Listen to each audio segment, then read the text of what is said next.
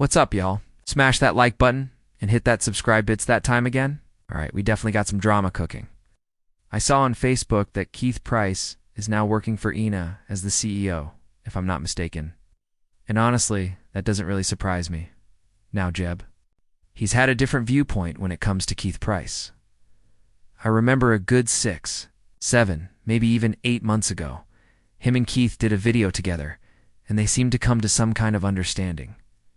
Me personally, I wouldn't trust Keith Price or anyone connected to the Henyard administration. But this move might actually be a smart play for Jeb. I don't know, we'll see how it goes. What? I really want to know is why Keith would take that position in the first place. I'm wondering if he's sitting on some information, something useful that could shake things up. Either way, it definitely adds more fuel to the fire. Just another ingredient tossed into the crock pot. Now, I really want to see what Keith does as the CEO of Ina again, if that's even true. I read it on Facebook, and from what I saw, Jeb commented on one of the posts. So I'm taking it as real for now. But let's keep it real. Not everybody trusts Keith Price. A lot of folks are still side-eyeing him. His relationship with Jeb is different, though. Like I said, Jeb seemed to show him some respect. That's the energy I picked up from that whole interaction. Apparently, Jeb has known Keith for a long time. But most of us, especially those outside of Dalton, you only know Keith Price through all the mess tied to the Dalton drama. Now you know who this really doesn't look good for? That would be Tiffany.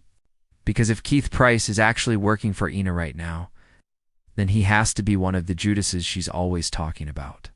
She probably already knows it too. She said herself she's surrounded by snakes. And Keith Price, he's got to be one of them. Right alongside Keith Freeman. I swear she really got a thing with dudes named Keith, huh? Keiths keep stabbing Tiffany in the back. Like I said, it's wild, but it's definitely getting interesting. This whole thing not only adds to the drama, but it might finally force some questions out into the open. Questions that Tiffany's cowardly self never wanted to answer. And now that Keith is supposedly on the right side of things, I want to see if he actually spills something worth knowing. It's the only reason I'd even want to hear from him if he's got real info on Tiffany Henyard that hasn't already come out. Anything less, he can keep it. Personally, I wouldn't hire him for anything. That man's been collecting checks for doing nothing for too long. He's built for sitting around, not working. But hey, that's Jeb's decision to make. Maybe. Jeb got him tucked behind a desk or something simple because Keith ain't about no real work. And I'll be honest, when I first heard about it, I was like, wait, don't tell me they gave this man a food pantry job. I really thought Jeb went full-blown and opened up a food pantry just to clown Henyard. But nah, he ain't bringing Keith on board for that. At least I hope not. Anyway, y'all chime in. Let me know what you think. And if anybody on the inside knows more than what's floating around right now, hit me up.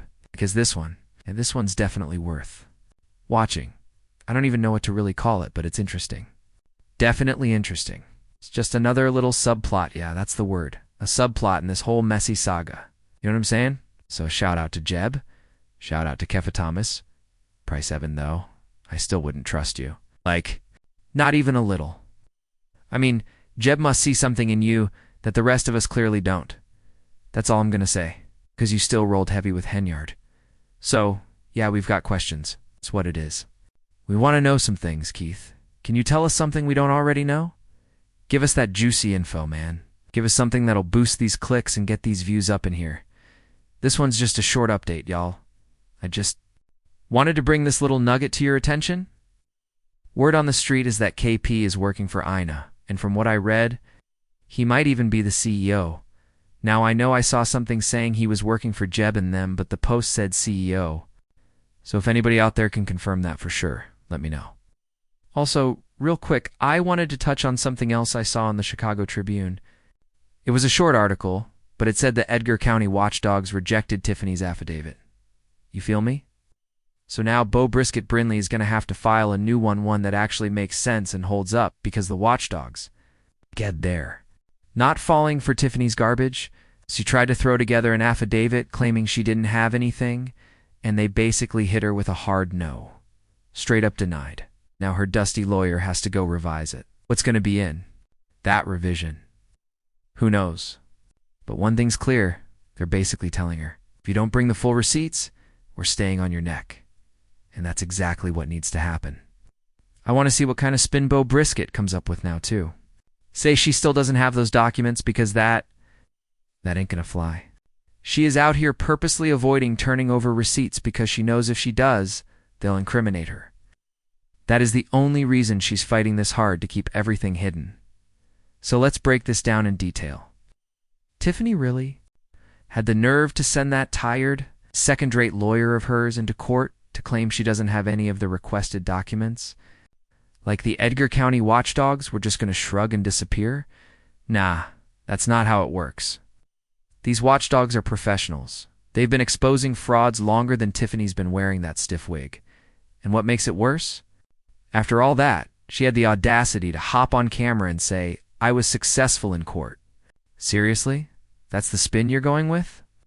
Let's keep it real, lube, led the fifth. You didn't answer a single question. You avoided everything like your life depended on it. That's not called being successful, Tiffany. That's what guilty people do when they're cornered. The only success she had was not getting cuffed and dragged out that day. And why? Because this specific hearing wasn't even about locking her up yet. There was no prison sentence being handed down, not this time. But let's not pretend like this is the end of the road. The real storm. It's still on the horizon.